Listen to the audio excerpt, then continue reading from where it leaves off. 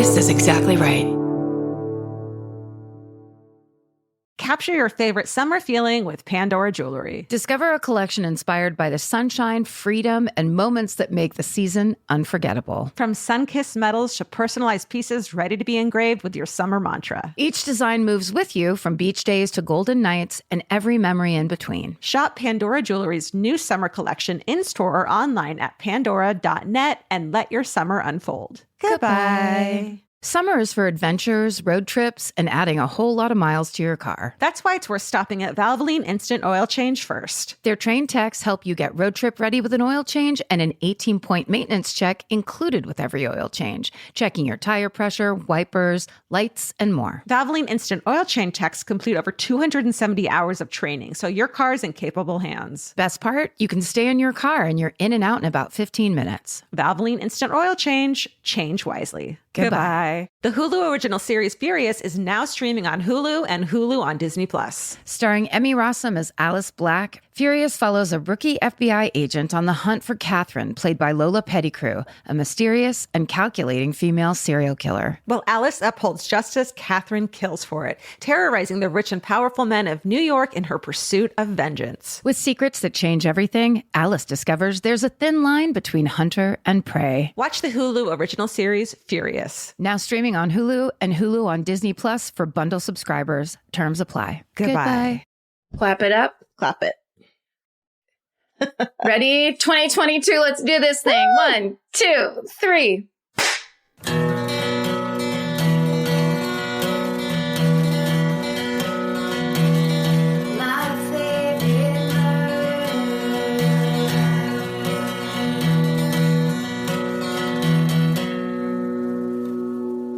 Hello. Where are you? Oh, I was way up there. Oh.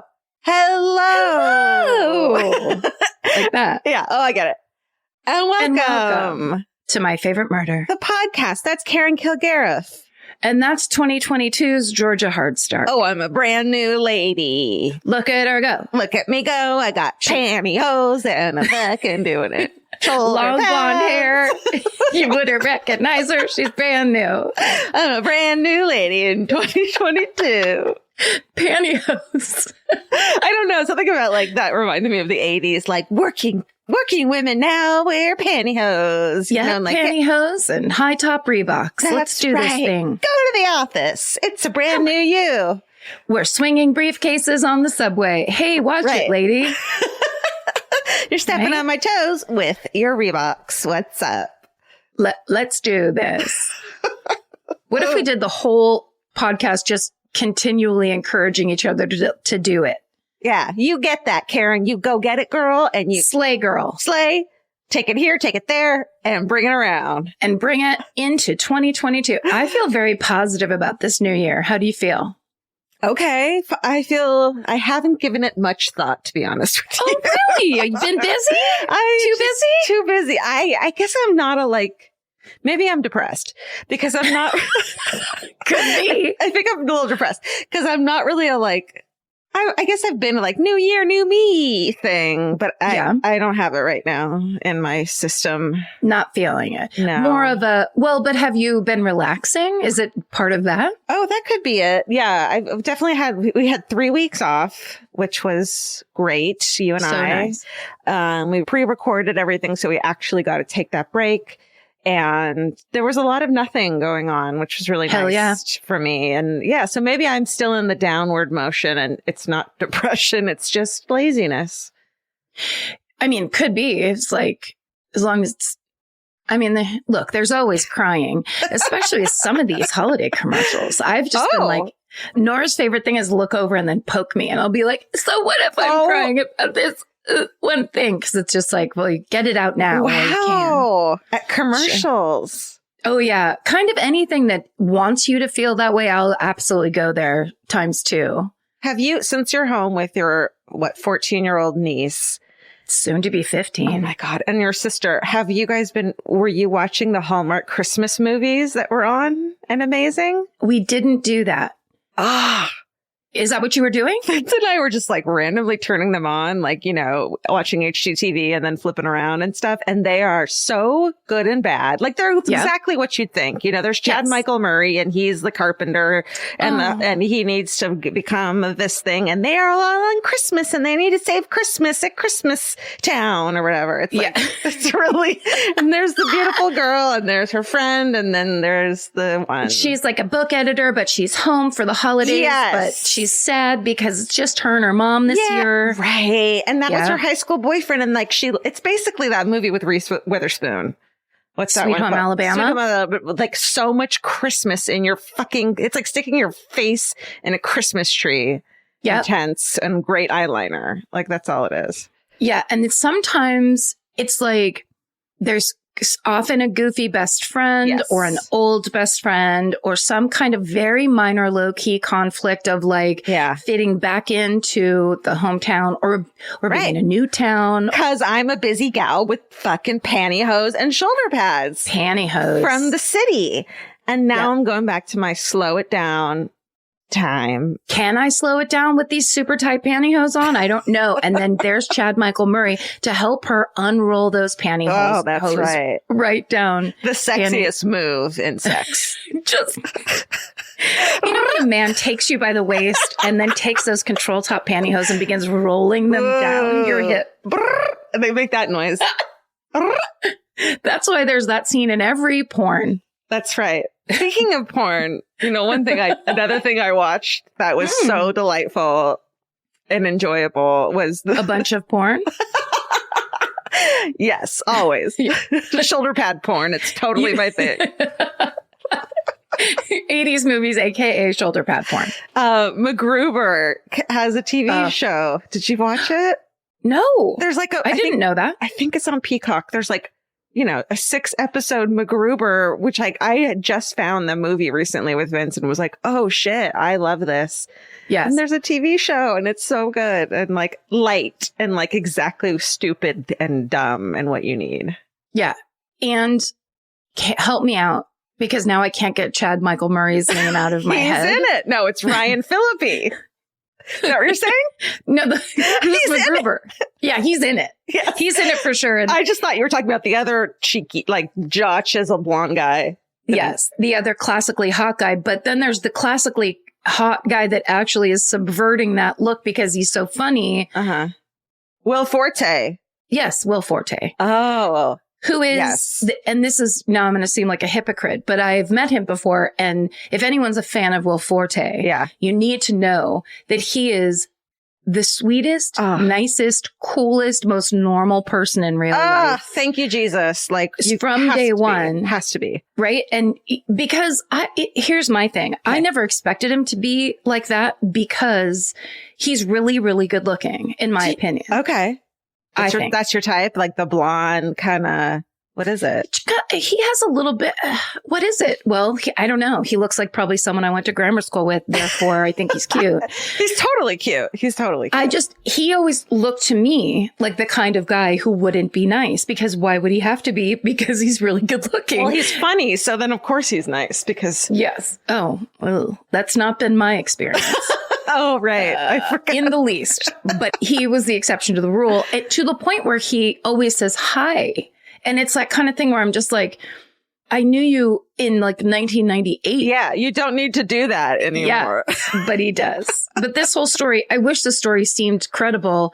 But since I started out not being able to say his name right off the top of my head, it seems like I'm fake. You were fluttered and you were thinking about Ryan Phillippe and it just got complicated. And it's, you know. Things are complicated. That's for sure. Well, Lawrence Fishburne is in it too. And it's just, he's like the actor, you know, of actors. And he's in MacGruber. And it's like, so that's funny. Awesome. Yeah. I wonder if he's a fan. Is our friend Kristen Wiig in it? I've never met her. I'm just saying that. Oh, yeah. She's the fucking lady star. Oh, I'm so glad. I mean, she was in the movie, but. Exactly. Like, there's nobody not in it that you're like, they have to. Yeah, it's like they all came back. It's so heartwarming. That's the best. Okay, I have to watch that. I didn't realize they had made a TV show of that. You heard it here first, for sure. I definitely did. I don't know if anyone else did. But we're going to change that to I heard it here first. Yes. What if we've been watching? Well, I think I've said this already, but the thing that Nora and I do is we watch Modern Family together. Right. She's seen every single one of them, literally knows them by heart. But that's kind of our go-to when we kind of like surf around. Yeah. All right. Well, I'm watching Game of Thrones still. I have watched so much Game of Thrones, Karen. Oh, yeah, that's right. You texted me when they killed the King of the North. I was going to be like, should we say spoiler? But it's been so long that's not a if you haven't watched it. No, everyone dies. Many, many die. Yeah. Guess what? Spoiler. In Game of Thrones and in life, we're all going to die. Yeah, I text you all caps. They killed the King of the North because I wasn't expecting that to be the Red Wedding. I thought because people are getting married later. So I thought those were going to be the Red Wedding things, not the one that it ended up being. And I was blown away. I'm sure everyone else was too. Yep. You know, it was a real shocker when it actually happened. Yeah. Yeah. And when was it? 2011 or whatever? Look, I was a wee babe of 31. I didn't have time. No, you were doing other stuff. Yeah.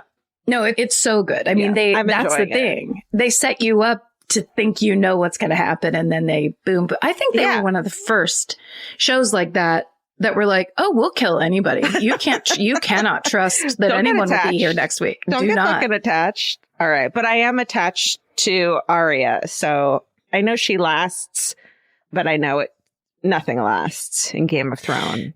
Very mature outlook, but you're going to be happy about things. Okay. All right. Good to know. You're just going to be. Okay. In general. I'll take it. That's my prediction for you. And Therius. What's his name? Who? Forget it. What's Peter Dinklage? Yes. Peter Dinklage. Was it? Yes. What's his name? Therion Langham. Theron. No, that's not right either. Tyrion. I'm attached to him as well.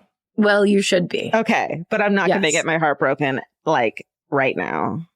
Not this second. Okay. Of course later. Yeah. Sure. Later, it's so far in the past that there's no way they're not dead now. You know what I mean? So if I was like, are they still alive? It would be stupid. Right. I mean, no, I think Tyrion lives on to this day. Gotta hope. Kind of out in a field somewhere with a sword. No, it's good. It's very satisfying. Okay. And there's a part I'm going to want you to circle back to me. Okay. I can text you all caps. Yes, you can. Okay. Night or day. Truly. I'm scared. A lot of things happened, but I liked it. There were lots of different opinions when that thing ended. Here's the thing these days. Everybody thinks that they could write television. Right. Everybody thinks that because they watch television. Right. And because they have watched television and because maybe they took a creative writing class. Yeah. But actually plotting out and writing television is fucking hard. And the way they were doing it is like, there were so many characters and so much going on. Yeah. And they started with the books and then went off. Like everything about that is the most dangerous way to make television, which is there's the fans that like the books. Right. So then you're not doing the book thing anymore. Like there's all these ways to let people down. And I was never pissed off. No expectations. I'm here for the ride. Great. Muting the sword fights because they're gross and boring. And otherwise, there's a lot of clanging. A lot of clanging. But this is the attitude we're looking for in 2022. Just kind of like the openness and the releasing, the taking in and letting back out of things. All right. Right? Deep breaths. Breathe it out and in. You know the drill. It usually is out and in. Yeah. It gotta be. Or in and out, depending on like where you're standing. That's right. I'm trying to think of like one thing that I've not watched about TV. Oh, no, I was just to say like something I've watched on this break or something I've been doing. But it's been been doing a lot of like movies and then reruns and like rewatching and stuff. Okay. Because I've started things and then I've been like, this isn't doing it for me. Yeah. But I know that my demands are very specific. Yeah. Very irritating. So. And you're watching with other people now. So it's like, it has to be, everyone has to be into it, especially a 14-year-old girl who's not probably into very much stuff that you're into. Yes. So that makes it harder. It's kind of like when she's still up and in the front room with us. Yeah. Then everything's kind of catered toward what she likes because we just are trying to keep her in the room as long as possible. Aww. But then she's got to peel off so she can go Snapchat it up with it's so hilarious. It's like, and we have to talk about, we can't take it personally because she's an adult. Of course. She's a teen, but it's like, why are you in there? Why don't you want to be out here with us? It'd probably feel better if she went in there to read a book rather than talk to other people, right? Yeah, she's definitely picking her friends over us, which that's how it is. Who gives a shit about your mom and your aunt? Right. But she needs to know that these are the days to hold on to. And we won't, although we'll want to. Right. These are the days to remember. And because they will not last forever. Thank you. Thank you. You're welcome. What if there's a thank you and you're welcome in that Billy Joel song? That song makes me cry. Do you know that? Really? Yeah. Well, that's funny.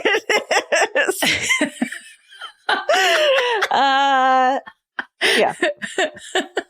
It's beautiful. The man knows how to write a song and has since 1972. Billy Joel is the man. He knows his shit. There was a TV show I was watching and one of his songs from the 70s was very astutely put on the soundtrack. It was one of those TV shows that had a very good sound, music producer. Yeah. So they had a huge budget, is what you're saying. Yeah. And they could actually play the real Billy Joel song. And I was just like, nice one. Nice pick. And also his voice, the clarity of his singing voice is real effective. It gets you. It does. All right. What else? Oh. Yeah. So on my way up, because I drove up for this break. Oh, yes, do it. Yes. Yeah. So I had to prep a bunch of podcasts for me drive. Yeah. Okay. So you know that crazy story out of South Carolina about the lawyer who... The Murdaugh family? Yes. Murdaughs? Yes. Murdaugh. It's pronounced Murdoch, I learned. So there is a reporter, a young woman named Mandy Matney. Mm-hmm. And she has been covering this story since the first part of the story broke. And I think at this point, there's 20 parts of the story. Is the first part where he kills the girl in the boating accident or when the two, it's so wild. It's the craziest story. So first of all, that's misinformation because he didn't kill anybody. Not the dad, but the son, right? The son. Okay. Yes. So there's a boating accident. A teenage girl dies in this boating accident. And that's basically what begins this journey. And Mandy Matney is a reporter, tries to look into it. But the son who was driving the boat is the son of the Murdaugh family, right? Who they have been what is essentially the equivalent of the DA in this county in South Carolina for 100 years or more. Yeah. It's like a big, rich family, generations of wealth. Very powerful in the legal community. Huge. She basically starts pulling a thread that is one of the most unbelievable stories you've ever heard. And we've all heard parts of it. Now, my dad, Home Jim, sent me this Guardian article. And he was like, you have to read this. This is crazy. Did you know about it? And I was like, well, I heard things here or there.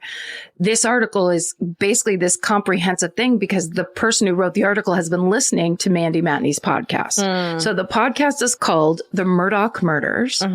And there's 25 episodes of it. They're half hour each. So you can binge it like crazy. Yeah. And she's been covering this story since the beginning. Wow. She's the reporter. So it's really cool because aside from the fact that you're hearing this mind-blowing story and this kind of old boy network being blown apart. Yes. It's this young woman reporter who's basically doing it with her Fitz News. Amazing. News website that she works for. And like on the weekly, things are changing and things are coming out. Like currently things are happening. Yes. It's a breaking story that she has been reporting on from the beginning. Right. It's with like really old buried amazing shit and like and twists. Oh, I can't. Okay. I'm going to totally listen to that. Yeah. It's like a kind of a jaw dropper. And also in the first couple episodes, she talks about after her first episode, she gets on there and is like, people keep talking about my vocal fry. There's nothing I can do about it. It's really mean that you're saying that. And I was laughing so hard. I was just like, oh, honey, move on. I love you. It's just the beginning of quote unquote feedback that you're going to get. Just keep going. Just keep going. It's just not keep going. Feedback. Good for her. Good for you. So if you haven't heard the Murdoch murders, you absolutely have to listen to it. Okay.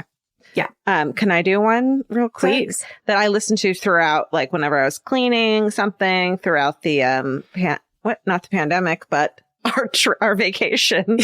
Same difference. Same fucking thing. So have you heard of the podcast Heavyweight? I don't know. It's hosted by this dude, Jonathan Goldstein, who is so lovely and funny and curious. And each episode, he basically interviews a person who had this moment in their life that was pivotal and are trying to sort through it by like kind of understanding it. And usually there's another person involved that then Jonathan Goldstein goes and gets a hold of so they can like exchange. Like there's an episode with Moby. It's people's life stories, almost a little bit like This American Life, but told through the voice of whoever was there, not the person who experienced it. Oh. Who want to figure it out. It's really fucking good. And like there's some guy had gotten hit by a car on his bicycle and had it, ruined his life. He couldn't walk for years and then he wanted to meet the guy who hit him and had been like 10 years. And they sit them down in a room together and they're crying and apologizing and thanking. It's like the most beautiful cry. Oh my God. I know. It's stuff like that. But Georgia, if I'm crying while I'm watching like an AT&T commercial, do you think that I am going to be okay? No, but it's like a good cry. It's like there's like a humanity behind these stories that like, that like, this is how life really is. It's really beautiful. Oh, good. Okay. So just amazing storytelling. Yes. Really great storytelling. Really. And then there's some that are funny. They're always like touching a little bit and they're always like life lesson-y. So yeah, check out Heavyweight. I really love it. Cool. Yeah. I love that. Hey, speaking of podcasts, should we do Exactly Right Corner and talk about all the podcasts on our network, or at least some of them? Let's do it. Woo! Real quick, Murder Squad continues their Winter Distraction series with guest Dr. Ann Burgess. She is who the character of Wendy Carr in the show Mindhunter is based on, which is just, she is a badass. So awesome. And also over on I Said No Gifts with Bridger Weiniger, if you're watching SNL and you're blown away by the newest cast member who does the impression of Trump, his name is James Austin Johnson. He's a comic. I don't know if he's originally from LA, but I know him from here. Mm-hmm. So talented and hilarious. And he is on I Said No Gifts this week. Love it. Yeah. And we have the new merch in the merch store is this satin pajamas that have you and I and our pets on them. I have been looking at those for so long because they are hanging on a hook with all my vintage nighties, like next to my bed. So every time I fall asleep at night, I see our faces and like our animals and all the adorable stuff by the artist. The art on the pajamas is by Rachel Flannery, who's a friend of the podcast and this really talented artist. I love all her work. Rack Flan on Instagram. So check those out on myfavoritemurder.com in the store. Do you need silk pajamas? The answer just might be yes. Ask yourself. And then also last week we put out the monthly episode of MFM Animated by Nick Terry. And this episode is so freaking good. It's sarcasm through the mail, and it's based on a story from the My Favorite Murder minisode, number 250. It's another beauty by Nick Terry. He's just so talented. How does he do it? He has a life and a job. I don't know. A marriage to tend to. And yet he still makes us these beautiful, beautiful animated. Go to YouTube, MFM Animated, the Exactly Right YouTube page. That's right. Do it. Good times. Good times. Do it. Buying clothes is easy. That's why everyone's always doing it. But finding clothes you actually want to wear is the hard part. Get all your favorite elevated essentials at Quince. Quince specializes in effortless, high-quality essentials like ultra-soft organic cotton and premium Mongolian cashmere sweaters. They're beautifully tailored and built to last. And it's not just apparel. Quince also brings that same everyday elevation to everything they offer, from hotel-quality bedding and bath to kitchen staples, essentials, and thoughtfully designed furniture. They work directly with ethical factories, so you're paying for quality, not brand markup. It's so true that they have wonderful items that aren't just clothes. I have like 3 of their 100% mulberry silk pillowcases. I've bought throws from there. I've bought bedding from there, and it is just as great quality as their clothes and super affordable. Upgrade your everyday. Download the Quince app for app-exclusive offers or go to quince.com/MFM. Get free shipping on your order and 365-day returns. Now available in Canada and the UK too. QUINCE.com/MFM. Goodbye. The right piece of furniture can completely change your room. And your life. It's amazing what one good couch can do for morale. And that's why there's Article. Article makes it effortless to create a stylish, long-lasting home at an unbeatable price. They take great care in curating their collection, focusing on pieces that stand the test of time. There's no filler. Every item is chosen for its craftsmanship, design, and lasting value. And with Article's 30-day satisfaction guarantee, you can shop with confidence, knowing that if you're not completely in love with your new furniture, you can easily return it. I recently needed to replace my old outdoor dining room table and chairs, so of course I went straight to Article. They have the Sarik outdoor dining set. I got it in khaki green. It's such a cute, like minty green. It looks so good in my backyard. I can't wait to have alfresco dinners all summer. You know, we can carve pumpkins on it in fall. It's so beautiful. Article knocked it out of the park once again. Article's offering our listeners $50 off your first purchase of $100 or more. To claim, visit article.com/murder, and the discount will be automatically applied at checkout. That's article.com/murder for $50 off your first purchase of $100 or more. Goodbye. This episode is supported by FX's The Shards, a seductive drama from executive producer Ryan Murphy. Set in 1980s Los Angeles, the series follows a group of glamorous, deeply entangled high school seniors drawn into a life of wealth, beauty, parties, and excess. At its center is Brett, whose reality begins to unravel when the arrival of a new student coincides with a series of mysterious murders. FX's The Shards premieres August 5th on FX and Hulu. Goodbye. So today, I'm first, right? Yeah. Yeah. Today, I'm going to tell you a story about a French woman named Blanche Monnier. So this is also known as the story of the Séquestre de Poitiers. So what's that mean? It's a sequestered woman in Poitiers, France. Okay. All right. Sequestered. We can all relate. Sequestered. So I first heard about this in an All That's Interesting article written by Gina DeMiro. I also got information.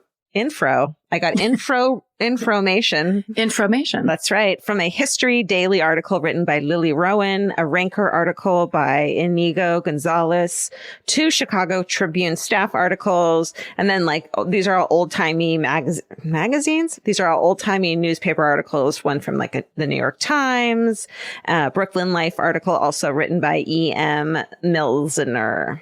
So here's where we start. On May 23rd, 1901, the attorney, the beginning of the 19s, the Attorney General of Paris receives an unsigned letter that reads, Monsieur Attorney General, Monsieur Attorney General, I have the honor to inform you of an exceptionally serious occurrence. I speak of a spinster who was locked up in Madame Monnier's house. Monnier's? Monniers. Monnier. I mean, yeah. I can't pretend that I would be able to pronounce. There's only a couple words I know because I took French 1. That's right. When I was a freshman. So that means you're the expert here, though. I mean, I know Monsieur. Yeah. That's about it. Monsieur. Madame Monnier's house, half-starved and living on a putrid litter for the past 25 years, in a word, in her own filth. What? Yeah, so he gets that letter. But of course, he knows that the Monniers are a well-known and respected family in the community of Poitiers, France, which is a couple hours outside of Paris. So the attorney general tells a few police officers to go over to the house and check things out, but be really careful, of course, because if the contents of the letter turn out to be fake, it could look really bad on the officers, like, you know, blaming a well-to-do family for something false. You know, those rich people don't like to be blamed for having a lady hidden away somewhere. That's right. God forbid. God forbid. But on the other hand, the spinster that they named in the letter had basically disappeared off the face of the planet. So they knew it was a real woman. Ooh. So maybe the letter was true because no one had seen her in years. So when the officers are finally able to force their way into the home to search, they are appalled at what they find. Boom.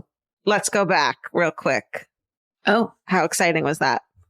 Great. So Louise and Emile Monnier live in Poitiers, France, which is about 4 hours away from Paris. According to the Chicago Tribune, the Monnier family has, quote, lived in Poitiers.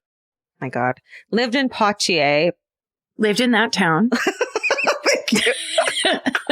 I love you. For over half a century. And, quote, they belong to the most respected families of the city and always enjoy the reputation of being among the most refined and genteel. So they're like bourgeois and shit. Right? Yeah. Did I get that right? Bourgeois? Bourgeois. A bourgeois. Jesus. Louise is a key figure the mother is a key figure in Parisian high society. She's known for her charitable works. She even received a community award for her generosity to the city. The husband, Emile, had been the head of a local arts facility. They're both very well known in town and respected. In the mid-1800s, their daughter, Blanche, is born, and they also have a son named Marcel. So by the time Blanche is in her 20s, people just can't help but notice how beautiful she is. But they also say that she's gentle and she's good-natured, a really lovely woman. The New York Times describes her as being a, quote, beautiful, tall brunette with a wealth of hair. Interesting. Mm-hmm. And big, brilliant eyes. She is, quote, belle of the neighborhood of Poitiers and is sought by more than one, end quote. So she's a two? It could be three. Could it be? It could be any number above one. Above one. In 1876, at 25 years old, after her father and the head of the household dies, Blanche is expected to pick a suitor to marry so she can be taken care of since her father's dead. Unfortunately for her mother, she's fallen in love with an attorney and he's poor. So I know. Tough. So when Blanche tells her mom about this, Louise is not pleased at all. Of course, she doesn't approve of this guy. He is not only much older than her, but he's not from the same social class. He's, quote, penniless. But they've fallen in love. This is just like Downton Abbey, but oh French. My God, you're right. Or similar. I think he had money, though. Anyway, sorry, go ahead. Right. But you're right. And Louise is worried about what people around town will say if she marries this penniless lawyer. It's going to be completely disgraceful for Blanche to marry someone of this class. In Poitiers, it's super intense. The people talk. Sure. Gossip. Etc. You know. Etc., etc. You know how they talk and gossip. Louise demands that her daughter find a better suitor, aka a richer one. And Blanche tells her mom it's not going to happen. I'm in love. And she threatens to elope with this man. Yeah.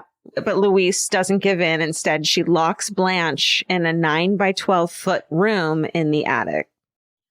She tells Blanche that she will be released just as soon as she agrees to marry someone else. But Blanche refuses to give in to her mother's demands, and so she stays in the locked room. In the beginning, Blanche spends a lot of her time screaming for help, and when the neighbors hear, they ask Louise what's going on, and she says that her daughter's gone insane. Oh. Yeah. And they believe it. I think it's a time when that just, was an okay excuse for women to have disappeared because they went insane. They were just insane. And that's, it's very like Gothic novel. Right. It's very, and it's also like women, they're insane. So they're crazy. That's very apt to happen. Yeah. After a few years, the screaming stops and the attic window is boarded up. Louise tells her neighbors that Blanche has gone off to live in an insane asylum. Mm-hmm. According to the Chicago Tribune, quote, the neighbors sympathize with Louise and tactfully respect the sad mystery which surrounds the fate of Blanche. They gradually cease to speak of Blanche and finally almost forget the very existence of the unfortunate girl. Mm. But Blanche has not gone off to an insane asylum. Instead, she's kept in the attic where she does not see the light of day. The only interaction she has is with her mom, her brother, and the servants. She's rarely fed, and when she is fed, it's table scraps, and she's not allowed to wear clothes or bathe. Whoa. Guess how long she's in there for? 25 years. No. Yeah. No. Yeah.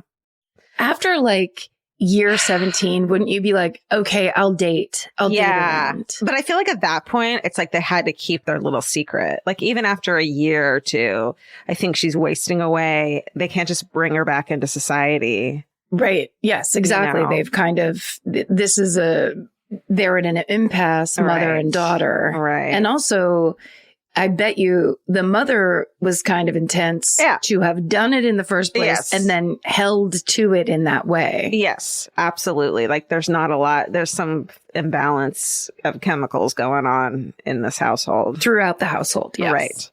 So 25 years go by and no one has even thought of Blanche in quite some time.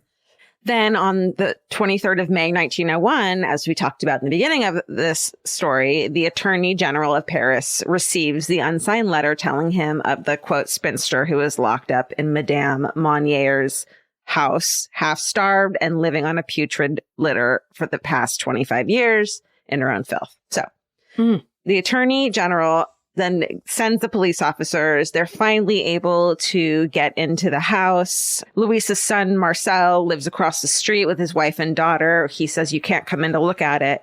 But finally, they're able to search the house without the permission. I think whatever a search warrant is back in those days, they got one. Once inside, they're immediately hit with the smell of something awful. Following the stench, the officers arrive at a padlocked door leading to the attic.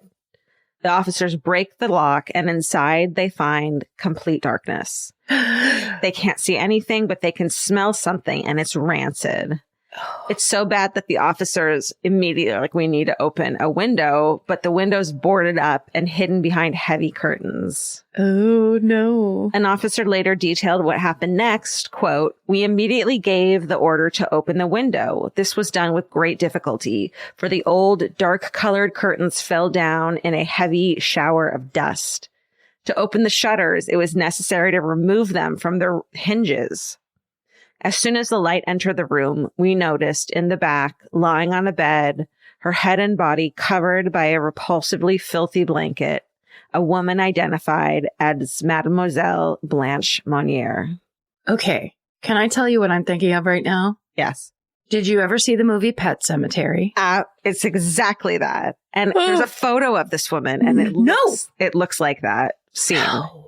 Yeah. And they must have torn it from, like, Stephen King must have known about the story because it's like the same thing. Okay, those cops all would have had to go to an insane asylum. Totally.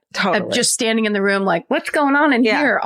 And then the curtain comes down. Oh, and my God. By the description of the curtain, it meant that they could tell the window hadn't been open in, literal decades. He goes on to say that the unfortunate woman was lying completely naked on a rotten straw mattress. All around her was formed a sort of crust made from excrement, fragments of meat, vegetables, fish, and rotten bread. No. We also saw oyster shells and bugs running across Mademoiselle Monnier's bed. End quote. So she just, the mother held her in abject filth. In pitch blackness. Pitch black, no clothes allowed. Your own daughter that you raised to 25 years old. Like there must have been something going on before that, right? You don't just like snap, do you? Yeah, exactly. Oh, man. Yeah. Ooh, I don't like this at all. No, I knew you wouldn't. On the floor are swarms of rodents eating pieces of rotting food scattered around, and the room is covered with words and drawings scratched into the wall. Oh, my God. But because the smell is so bad, the officers they can't do any more investigating. Blanche is rushed to the hospital because they have to just leave the room immediately because of immediate PTSD. Sorry, can I just say, and I know this is a small detail, but to me, what puts it over the top is oysters. Like, this is a disgusting situation. Yeah. You're throwing seafood onto the top of that? Yeah. Nightmare. Yeah. And weren't oysters like a poor person's food back then? So she was literally getting like the scraps. Yeah, like what people didn't want to eat. Yeah. Ugh. So Blanche is rushed to the hospital and Louise and her son Marcel are carted away to jail. Once word gets out that the wealthy and respected Louise has been keeping her daughter locked up in a room for 25 fucking years, the public is outraged. A crowd gathers outside the Monnier house, and Marcel's wife and daughter have to go into hiding. At the hospital, Blanche is bathed and examined. Doctors are worried that she's not going to make it. She's skeletal and so malnourished that she only weighs 44 pounds. Oh my God. Yeah. According to Brooklyn Life, Blanche's nails are 3 inches long and her, quote, hair is matted into the semblance of a bar of iron. Oh. And according to Ranker, she is, quote, unable to speak properly and is completely delirious. But some say she was eventually lucid once they kind of took care of her. And someone said she remarked, quote, how lovely it is to breathe fresh air again. God. Meanwhile, Louise and Marcel are interrogated by police. At first, they say they had to lock Blanche away because she is, quote, foul, angry, overly excited, and full of rage. But Me too. Lock her away. But officers don't believe the Monniers. They hadn't experienced any of those reactions when they found Blanche and she started coming around.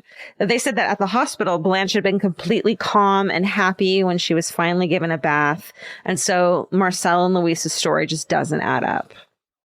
Eventually, the Monniers start to open up. Marcel, the son, blames everything on his mother, saying that Louise had complete control over the family and their finances. He tells officers that he had tried to save Blanche, but he couldn't because of Louise. So instead, he just tried to make her as comfortable as possible. He didn't try very hard. He really didn't do a great job of that. He didn't. He really I'm sure he was terrified of his mother too, though, you know? I mean, that's just it. It could have been him. The mother could have been terrified of him. He could have, there's the possibilities, right? Right. Like, you just don't know. At this point, you don't know what the details, what's going on in that house. Yeah. Yeah, totally. So Louise actually confesses the truth, but she never faces any legal consequences because 15 days after her arrest, 73-year-old Louise has a heart attack and dies in her jail cell. Oh, wow. So you kind of wonder, like, oh, maybe then Blanche would have been found and freed anyways. But then again, maybe Marcel would have murdered her and got rid of her body. So, her, once the mom died, to not let the story get out, anything could have happened. Who knows? I mean, I doubt he would have freed her and been like, see, everyone, she's fine. And let the story get out. But if we're going to take him at his word that it was all the mom, then he would have. It's just as possible. Right. I mean, it's like how, but she might not have died either. Like, she could have died from the shock 15 days later. If she had just been living her normal life, she might not have had a heart attack. So it would have gone on, Yeah, that could have been from shock. Also, one would like to think, like, even, you told the story of your sister hitting you with the Barbie or whatever. But if your mother locked her into a room. For years, you would do something about that. Absolutely. You know what I mean? Absolutely. Like, you would actually do something about it. Yeah. You like day two. Day 2. Yeah. Not like year 25. No, exactly. Give her a day in there. Lee, you deserve it a little bit. A day or two. Yeah. throw some oysters. Sister revenge. Yeah. But then I'd be like, I don't have anyone to play with right now. So this kind of sucks. No one looks good in this story on the family side. I'm just saying. Absolutely not. Before she died, she made sure to change her will to put all the family's money toward caring for Blanche. Her last words were reportedly, "Oh, my poor Blanche." But everyone thinks that on her deathbed, she was worried about her public image. So she did all these things to make it seem like she was taking care of her daughter. Yeah. When it's like, well, you clearly didn't. After the servants all say that Louise forced them to keep Blanche imprisoned in the attic. So they had servants there that were like contributing to keeping her there. Marcel is the only one to go on trial, and he's found guilty of helping his mother keep Blanche captive and is sentenced to 15 months in prison. Oh. Okay, but the thing is, he's an attorney, so he appeals this sentence.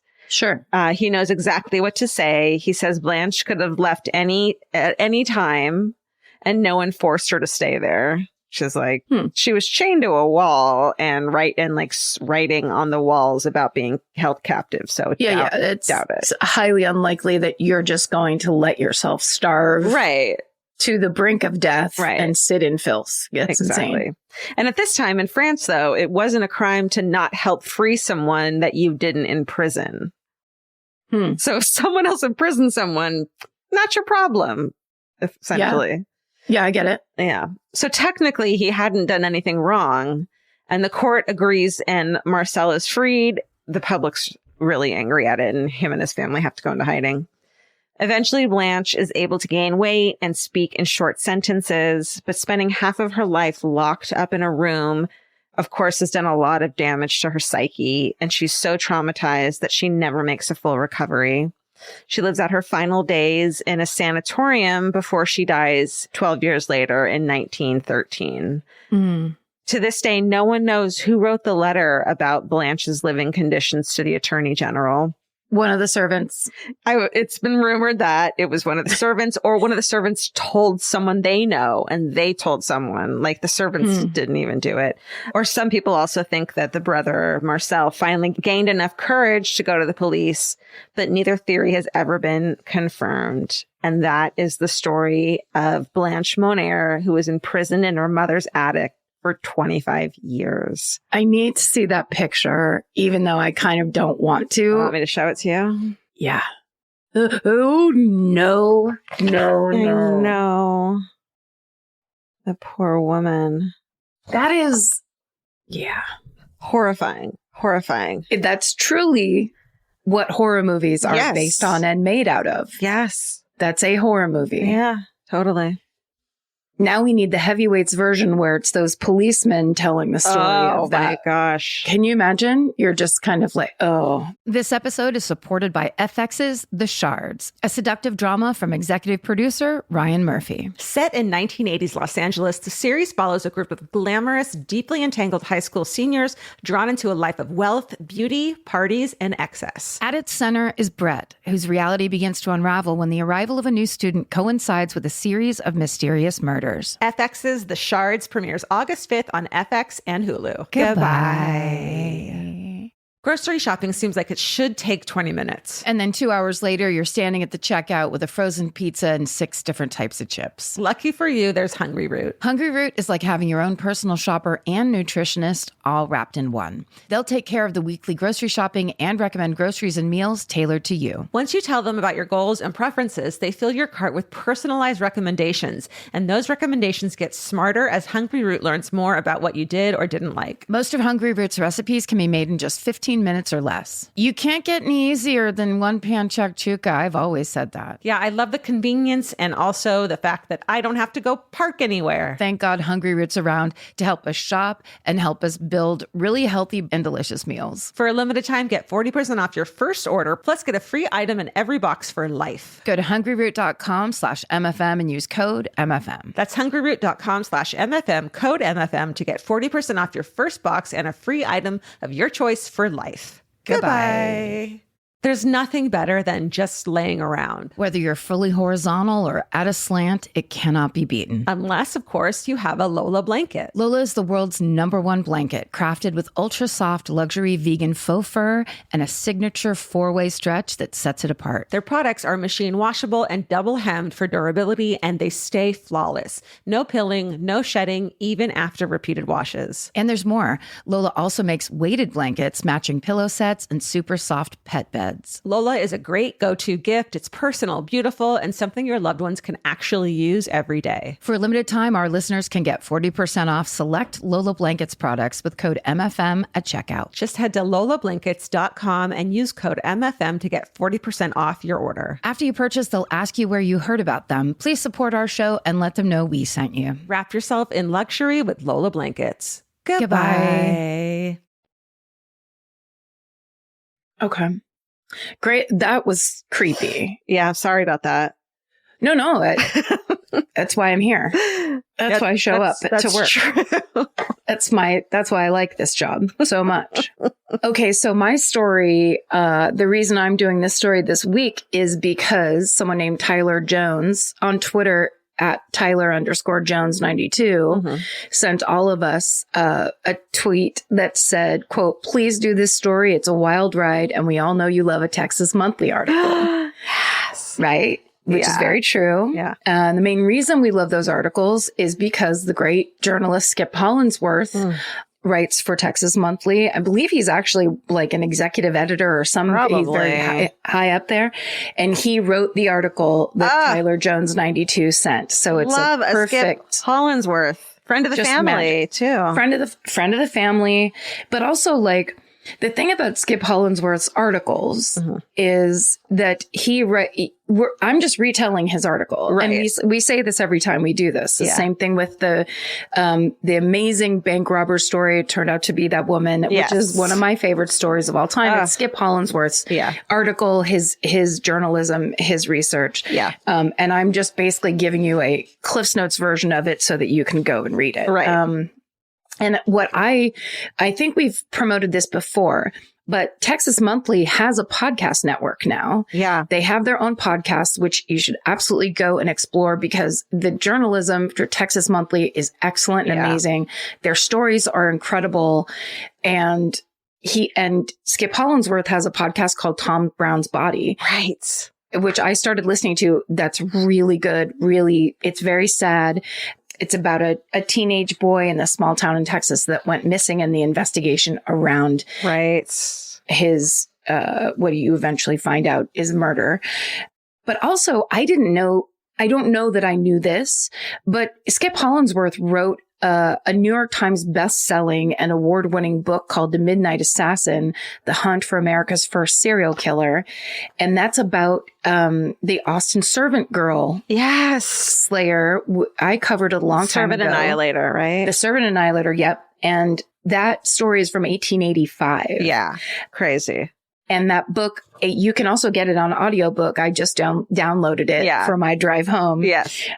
So anyway, we love Skip Hollandsworth. His work is incredible. And, you know, we're so grateful for all of the journalists and especially the crime journalists, but the journalists in general. Yeah. They go out and they find those amazing stories that we then take and just kind of retell for you. Yeah. Bastardize, I think they call it. Well, it's kind of, you know, it's kind of like, hey, did you know about this? Right. Did you hear this? Listen Skip to this story. Listen, it's like being at a party, obviously, and being like, did you hear this? Let me tell you the story I read about in my party story voice. And it's a party story that then we're just pointing you toward great sources of amazing journalism. Yeah. This podcast is a party story, essentially. Yeah. So Skip Hollandsworth's article from the Texas Monthly is the research for the story I'm about to tell you. Along with there was an article from the New York Times by Douglas Martin. There was a Houston Chronicle article that did not have a byline. And then, as always, Wikipedia, which these days, every time I go on there, they need donations. So if you have $5 and you're the kind of person that uses Wikipedia all the time, which we are, please donate to them. Keep them around. We need them. Yes. Very much. Yes. Okay. So this is the story of Houston socialite Candy Mossler and the murder of Jacques Mossler. Okay. So we're going to go to June of 1964. So it's the swinging 60s. Yes. Houston, Texas socialite Candy Mossler is, and I'm guessing at that name pronunciation. Yeah. Let's hope I'm right. Mossler. I think it's Mossler. It's Mossler. Mossler. She's visiting her husband, millionaire businessman, Jacques Mossler, at their condo in Key Biscayne, Florida, which is near Miami. Mm-hmm. So their 4 adopted children are also on the trip with Candy. And they're down there because her husband, Jacques, heads several banks. He has loan companies. He also owns insurance companies. And he's in Florida for work because 3 of his banks are headquartered there in Miami. Okay. So the kids spend their days playing at the beach and enjoying the sunshine.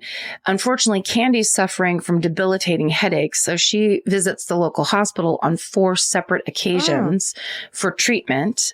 The last of these 4 hospital visits takes place on the night of June 29th, 1964, and into the early morning hours of June 30th.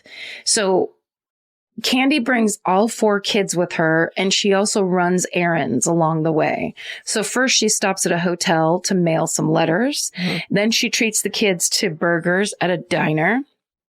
And finally, then she goes to the hospital where she gets an injection for her headache pain.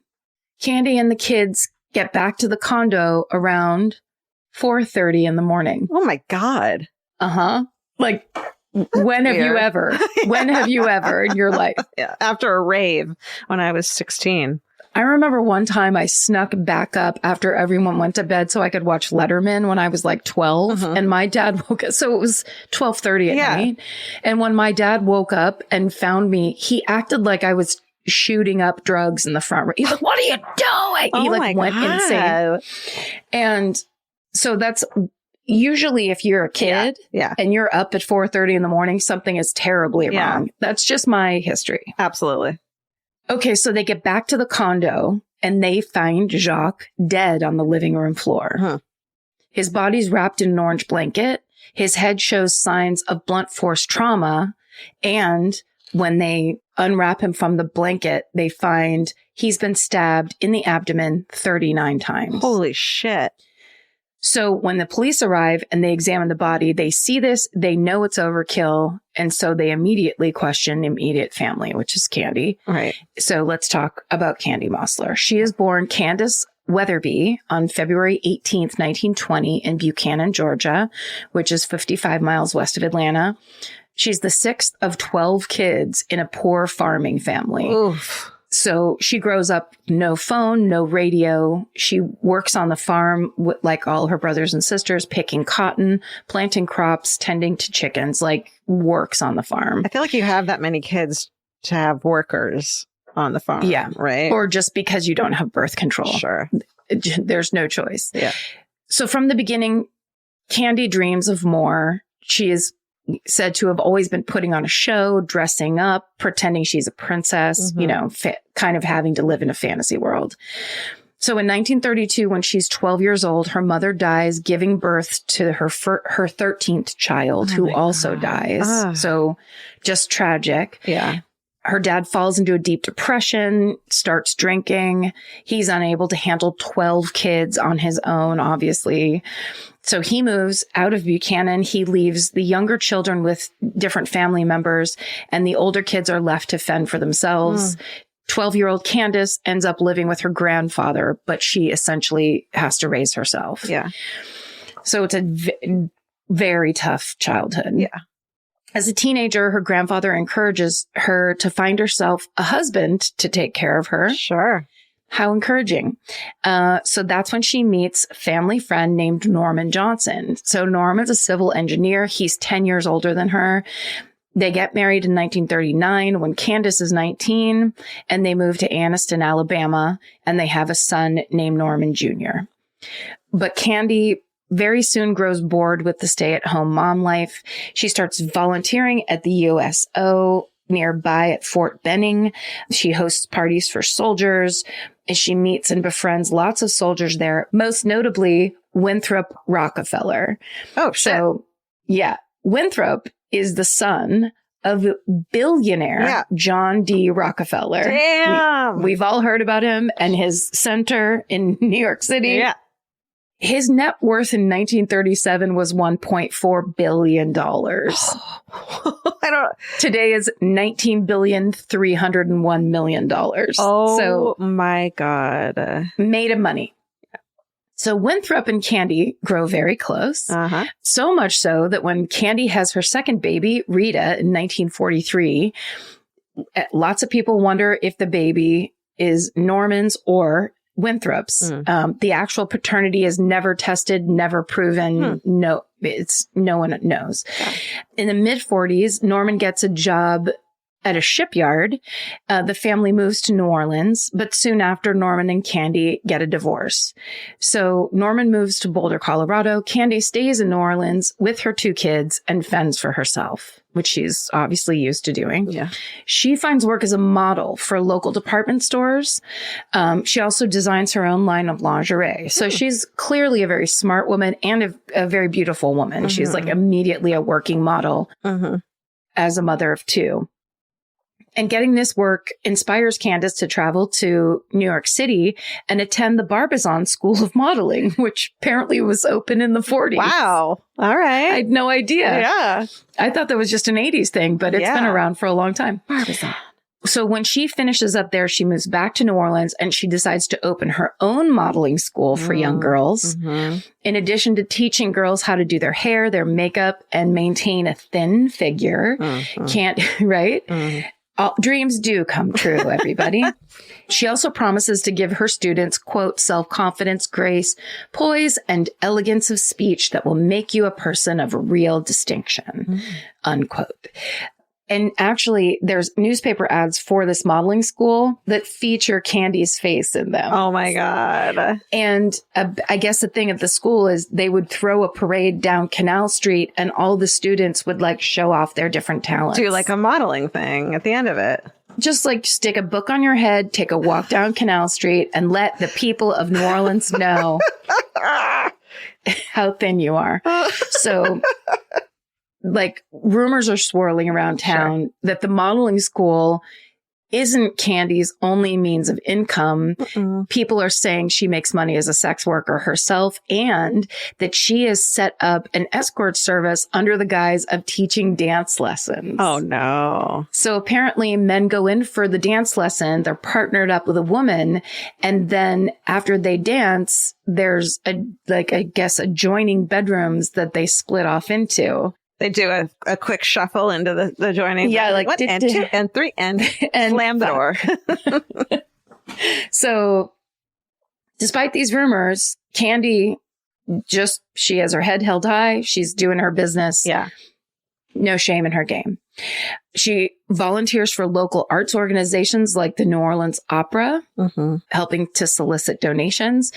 And she's very good at persuading New Orleans' wealthy elite to give large sums of money to the opera. Although there's one donor that Candace meets in 1947 who thinks the opera is boring and will only commit to giving $25. But he is very interested in 27-year-old Candace, and that man is Jacques Mossler. So we'll talk about him for a second. Originally from Romania, Jacques and his family emigrate to Buffalo, New York when he's a child. And in his late teens, somewhere around 1913, he moves to New Orleans and starts his own used car dealership in his teens. All right. Right? You got to. Working hard. But then in 1916, a doctor reports his car being stolen from the hospital parking lot, and authorities discover it in a garage at Jacques' dealership. Oops. And so the 21-year-old is arrested for grand larceny. It's unclear if he's ever convicted for that crime because soon after his arrest, he joins the army and is shipped off to fight World War I. Damn.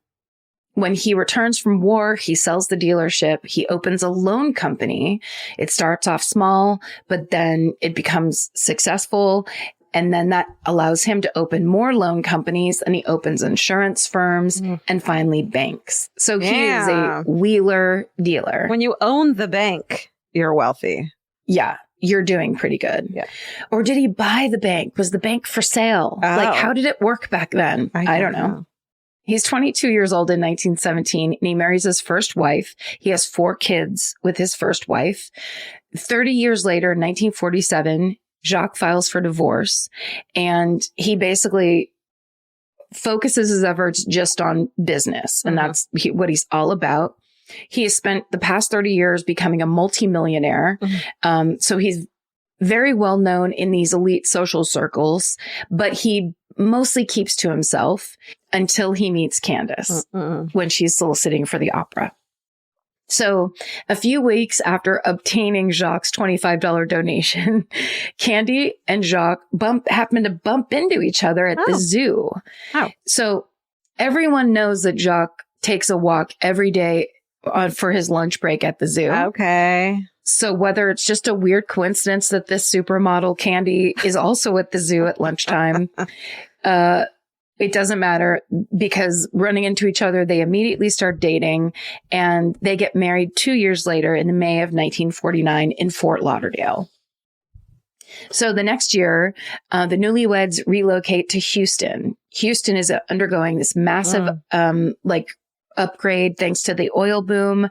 And the Mosslers build a 3-story mansion on 3 acres of land in River Oaks, which is Houston's wealthiest neighborhood. Okay. At the time, could it still be? Probably. Their 7-car garage is filled with 7-car garage. Yep. And it has all luxury cars in it. Oh my God. They have a full staff at their home, butlers, maids, gardeners, the whole shebang. So when they first moved to town, of course, Candy's a stranger, but that doesn't last long. She throws herself into every philanthropic effort that she can find. She volunteers at hospitals. She throws benefit parties for the Houston Opera. She's going from opera to opera. She knows that's where the elite hang. Definitely. At the opera. You know. She cuts very generous checks for causes like theater companies and heart disease research and the Houston Boys Club. Because fuck the Houston girls. Yeah. Those boys need money. The boys need it. So soon word gets out around town that Candace, in her past life, may or may not have been an escort in New Orleans. But these whispers behind her back are no match for the philanthropic good that she's doing in her current life. Throw money at the problem. Yeah, for real. Also, everyone who meets Candy is immediately charmed by her twinkling blue eyes, her beauty, and her very friendly personality. She's not the first woman with a questionable past who's married rich. So while some people like to gossip about, her possible history, most people just decide to look the other way and say, who gives a shit? I like her. Yeah. So then in January of 1957, Jacques away on business in Chicago when he hears, and this is insane, he hears about 4 kids who are orphaned after their father shot their mother and stabbed the youngest child in the family to death. Oh my God. Horrifying. So Candy immediately flies to meet him to Chicago, and they adopt all 4 kids and bring them back to Houston. So this new family is met with a flurry of reporters and photographers upon landing when they get back, and Candy's face is plastered all across the news for quote unquote saving these children. So this is the Mossler family background, which is actually even more horrifying to think about, that these kids, these 4 adopted kids, how they came to be orphans. Yeah. And then they had to live through the trauma of murder all over again when they get to the condo and find Jacques murdered. Oh, horrifying. God. Okay. So when the police arrive at the Mosslers' Key Biscayne condo the night of the murder, Candy tells them she suspects a robbery has taken place. But then the police note the overkill, the 39 stab wounds, and how that probably indicates a crime of passion. And that's when Candy has a little bit more to say. She tells the police that Jacques, being the very successful businessman that he is, he's made himself more than a few enemies over the years. Plus, she suspects that her husband may have been leading a double life, sleeping with men behind her back whenever he's out of town. She says she suspects that it could have been an angry lover that was lashing out at Jacques. So police look into Jacques' business dealings to see if they can find someone with a motive. But when they do, they come across an unexpected lead. According to an anonymous member of the Mossler's household staff, they accuse Candy of being the one that has the affair. She's been seen canoodling with a young man named Melvin Lane Powers. And this turns out to be a bombshell piece of information, because the movie star handsome Melvin is also Candy's 21-year-old nephew. Oh, no. Oh, yes. Okay, so basically, here's how it went down. In late 1961, Candy got a call from her big sister, Babe, in Arizona. Babe. Not enough people named Babe these days. Absolutely not. Probably because of the pig. But let's change that. So her big sister, Babe, lives in Arizona. She calls Candy to tell her that her son, Melvin, has just been sentenced to 90 days in jail for committing fraud. So Melvin, he grew up in Alabama. Then the family moved to Arizona. He'd always been an aimless boy, quote unquote, an aimless boy. Mm-hmm. He rarely showed up for school or did his homework. And after getting expelled from being absent too many times, he got himself a job in Michigan selling magazine subscriptions. But when he tries to take advantage of an 89-year-old customer by selling him $20,000 worth of stock a fake, he made up a magazine subscription company and then tried to sell a 90-year-old man stock in this non-existent company. He gets caught because I said man, but it's customer. So it could have been a woman. Yeah. Whoever it was, they'd been around the block a time or two and they were just like, hello, police. Oh, shit. And so he gets caught. So essentially, Babe calls her sister, hoping that under Candy's guidance, her son Mel can turn his life around. So Candy agrees to take her nephew in. And it's around December 1961 when that happens, after his release from jail. So Mel moves to the Mossler mansion in Houston, and Jacques gives Mel a job at one of his loan companies, basically as a repo man. And it turns out he's great at it. Sounds and fun. He should be, right? Yeah. And he should be great at it because he's being given free room and board in a 3-story mansion. Yeah. That includes having private chef cooked meals. Fuck. They give him his own Thunderbird. Damn. He's living large and rent free. Yeah. There are some odd perks as well, though, namely cosmetic surgeries. At Candy's insistence, Mel has first his tonsils removed, then his ears pinned so that they don't stick out anymore because I guess they stuck out. Yeah. And his acne scars removed. And finally, he gets circumcised. Okay. So, wow. So, yeah. A glow up for Mel in Houston. All over. Penis head glow to toe. Up. Who knew? Glow up from the crotch up. About a year and a half later, in June of 1963, the gravy train for Mel stops very abruptly. Jacques not only fires Mel, he has security escort him out of that mansion. Mm-mm. And soon after, Jacques packs up and leaves Houston for Key Biscayne. And that's one of the 6 properties that he owns in the United States. So he's going to go to Florida to get away. Okay. And he moves there alone.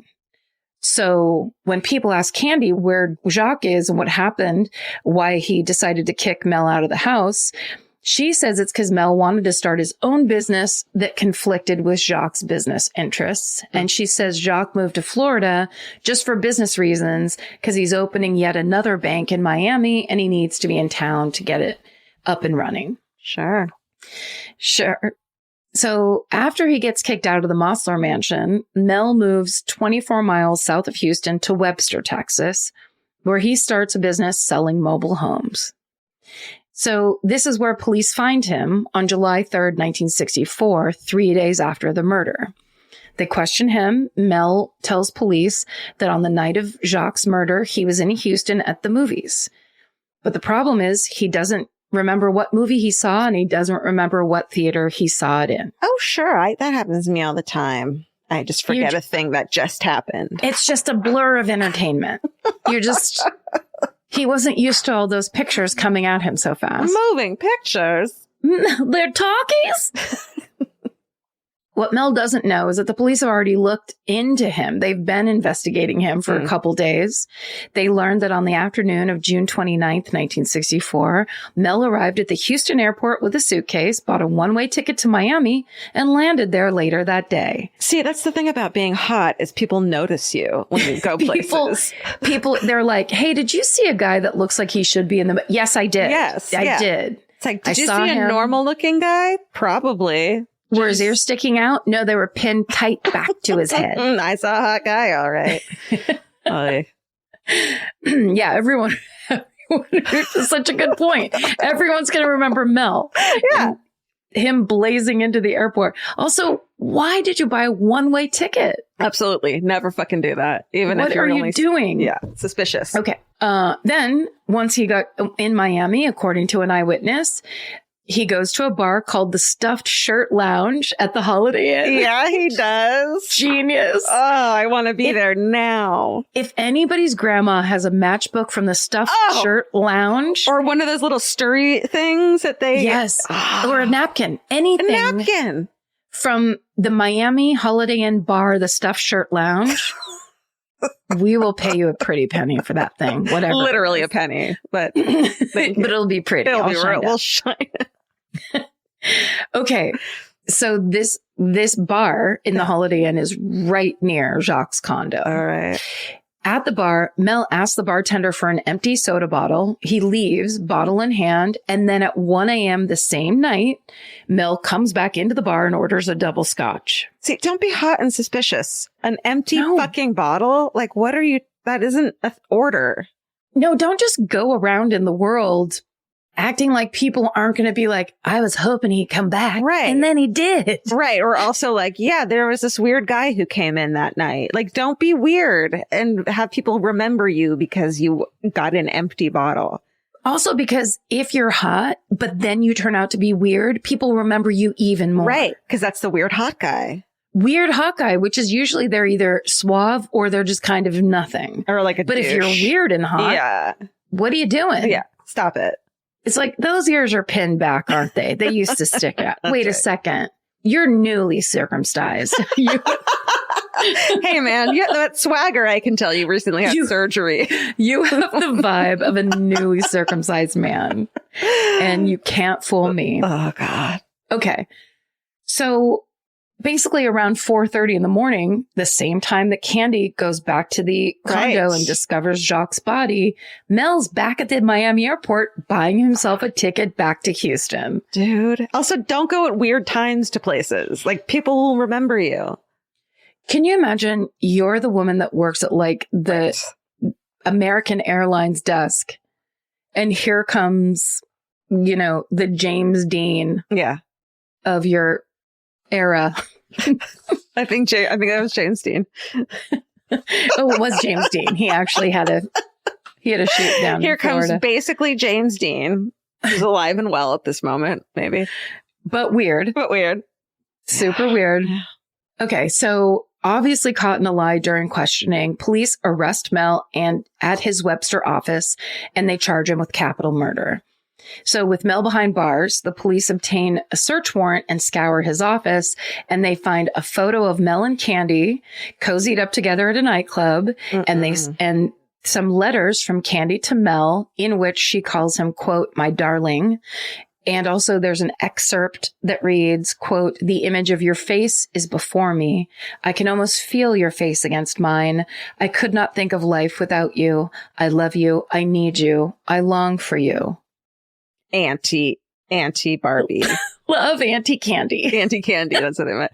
Auntie Candy. That is giving me the creepiest vibes I've ever. P.S. How's that circumcision going?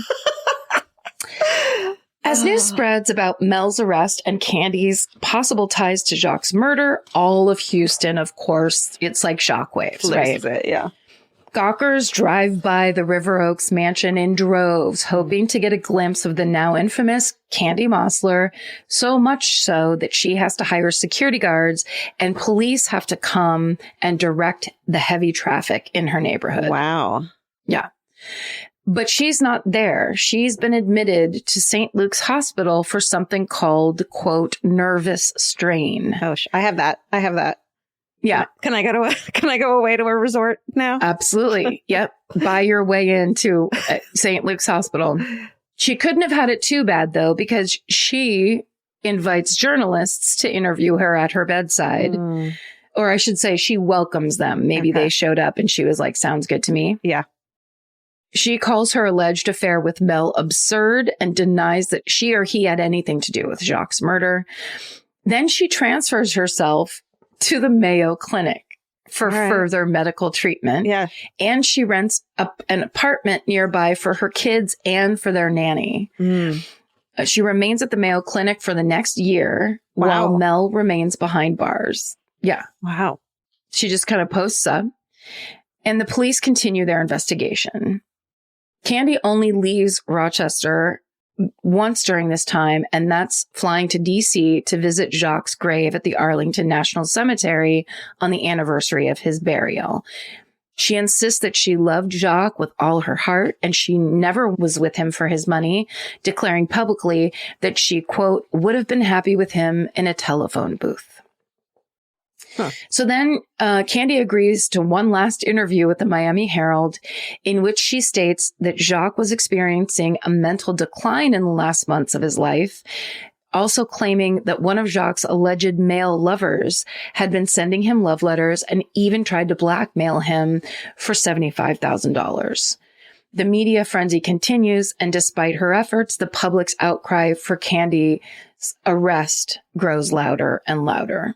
Because none of this... Yeah. I mean, imagine if she were somehow innocent. Yeah. All of this behavior really says the opposite. But maybe the nephew got sent away.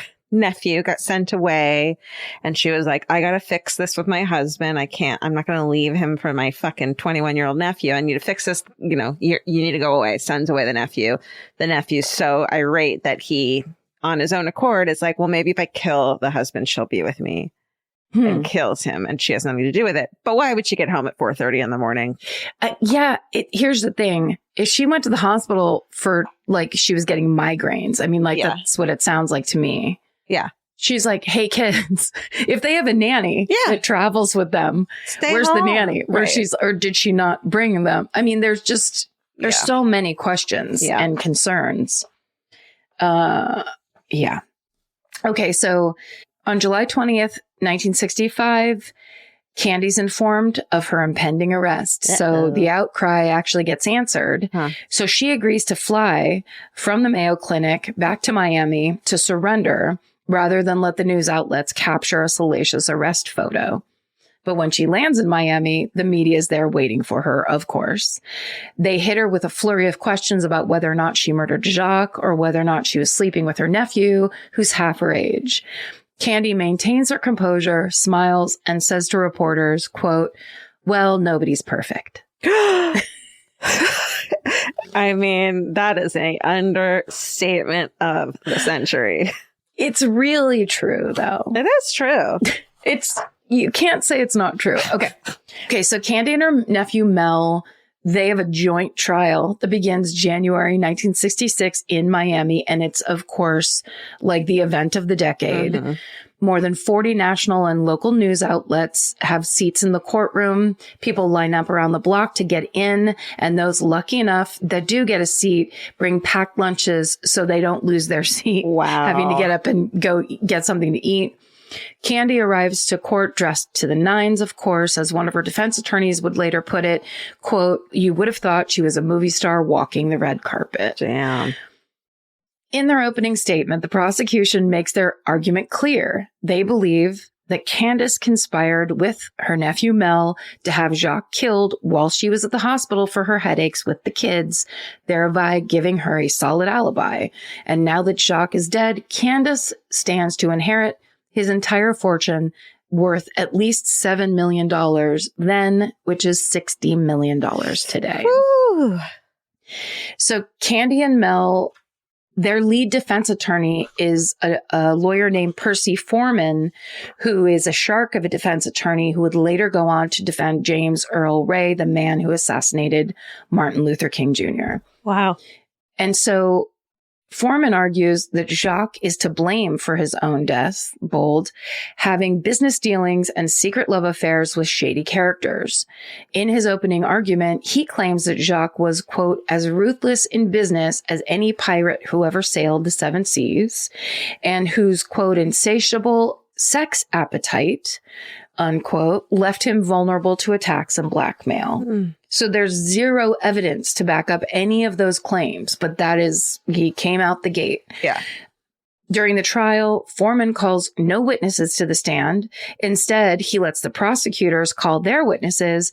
These are mostly people who claim to have seen Mel and Candy getting frisky at the Mossler home or on ski trips or at concerts or in nightclubs. And then so lots of places. Yeah, just kind of all over the place. Yeah.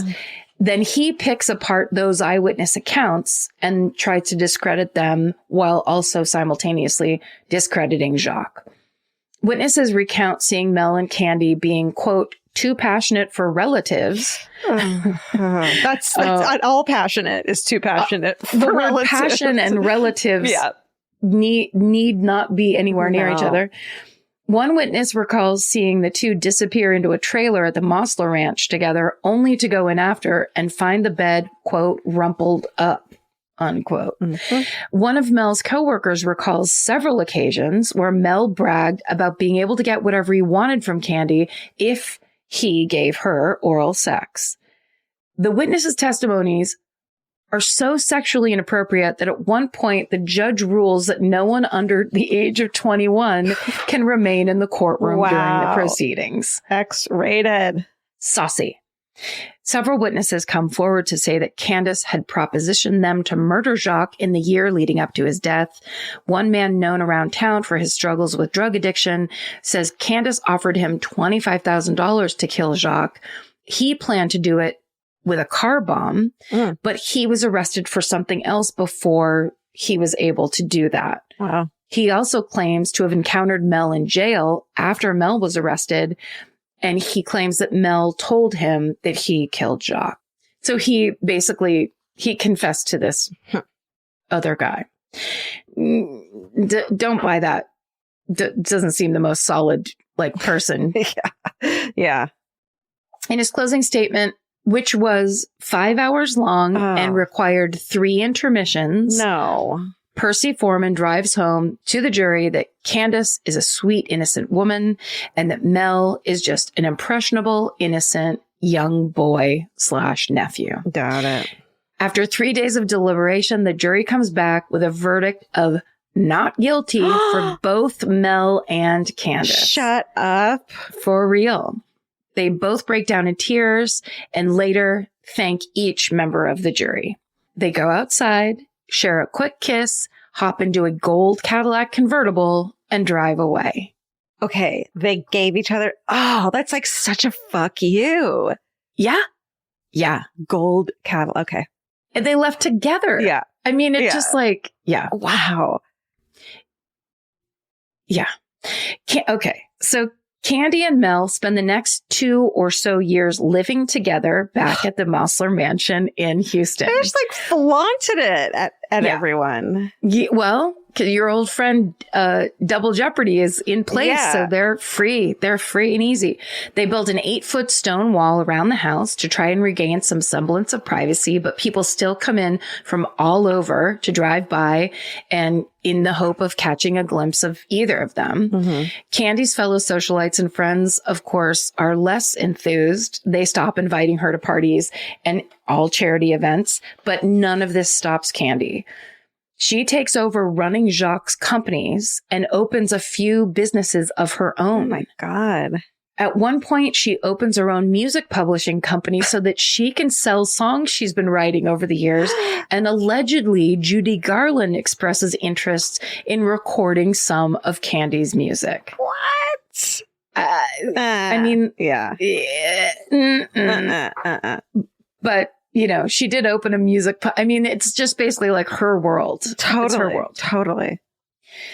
She also soon begins to regain her social standing. She starts, of course, she basically goes to charity events and works the scene, gets in there, starts. So she's taking pictures and like going to events with Harry Belafonte, with Aretha Franklin.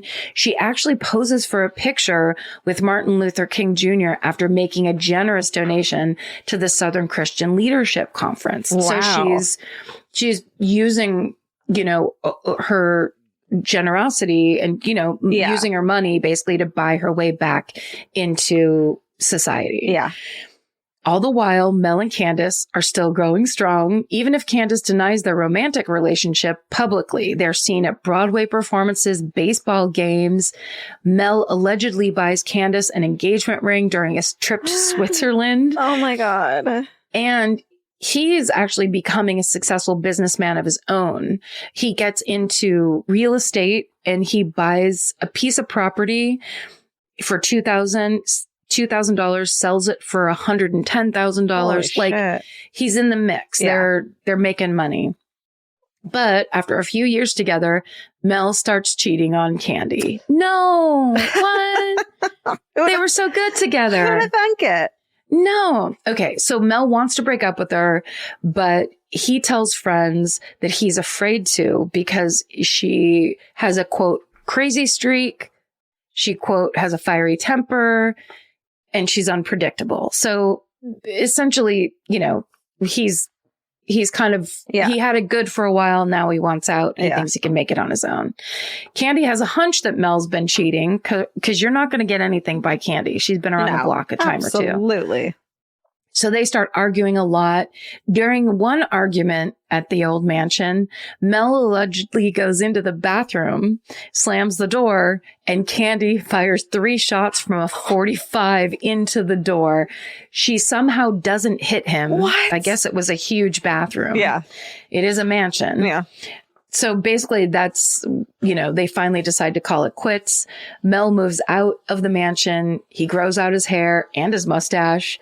And he basically is a bachelor from then on. Wow. And he just goes into his own business. Candy enjoys a single life herself through the rest of the 60s. She throws parties. She has lots of boyfriends over the years. Most notable is Chuck Berry, who actually writes about his relationship with Candy in his 1987 autobiography. Yep. Oh my God. Yeah. What the fuck is this woman? She's everything in the world. Yeah. She's all of us and none of us. Right.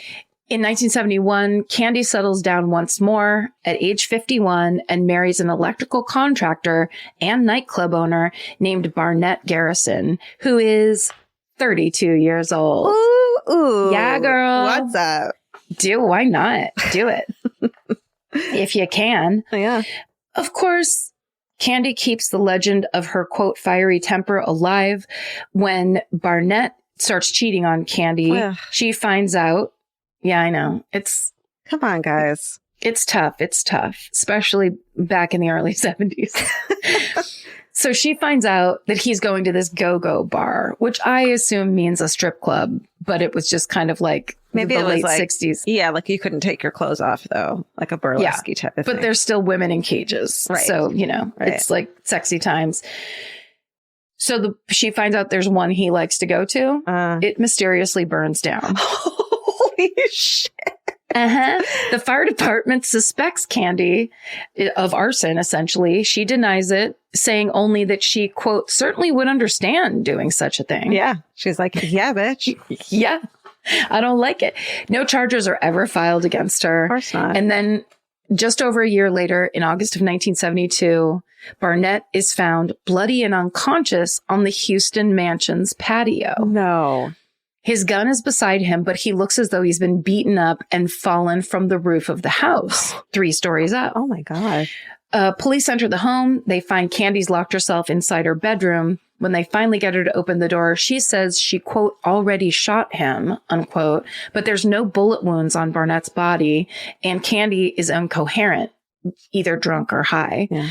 Barnett survives his injuries, but he's left in a vegetative state, and he receives care at a nursing home for 25 years. Wow. And dies in 2009. He never recovers. Oh my God. There's an author named Mickey Herskowitz who's researching Candy's life for a biography and never ends up getting published. Mm-hmm.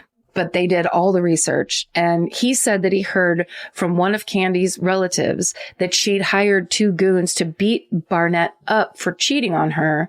This has never been proven, and Barnett's injuries and eventual death were ruled accidental. So it's never proven. Yeah. In 1973, 2 of Candy's adopted sons filed a lawsuit against her, claiming that she'd stolen a portion of their trust fund and had only given them $350 a month. Oh. They also describe her rampant prescription drug abuse and call her a serial liar. It's unclear what comes of this lawsuit, if anything, but 2 years later, in 1975, Candy cuts 3 of her adopted children out of her will. She only leaves money to her oldest daughter, Rita, her second child, Norman Jr., and her youngest adopted son, Eddie. In October 1976, while on a work trip in Miami, Candy is found dead in her suite at the Fontainebleau Hotel at age 62. She had been given Demerol from her doctor to treat one of her headaches, but she had already taken sleeping pills, and the combination of those drugs caused an overdose. Mel attends Candy's funeral with his new girlfriend. It's held at Arlington National Cemetery, where she is buried next to Jacques, the man she claimed to love all the way to the end. Oh my God. Mel continues on his path of yo-yoing wealth. At one point, he buys himself a 142-foot yacht, which is said to be one of the largest in the Western Hemisphere. Oh. Then he loses everything. Then he gains it back again. So it's crazy. Yeah. In 2010, Mel passes away at 68 years old. The death certificate rules his death a death by pneumonia. He also had a history of prescription drug use, which may or may not have contributed to his death. With Candy and Mel both dead and those close to the case fading away, it appears that we will never know for sure what happened to Jacques Mossler. The evidence does point to murder and potentially Mel and Candace being involved in that murder. Yeah. As the author, Mickey Herskowitz, tells Skip Hollandsworth in his article, quote, "It was hard for anyone who met Candy to imagine that she could kill anything, even a flea. To be honest, she haunts me to this day."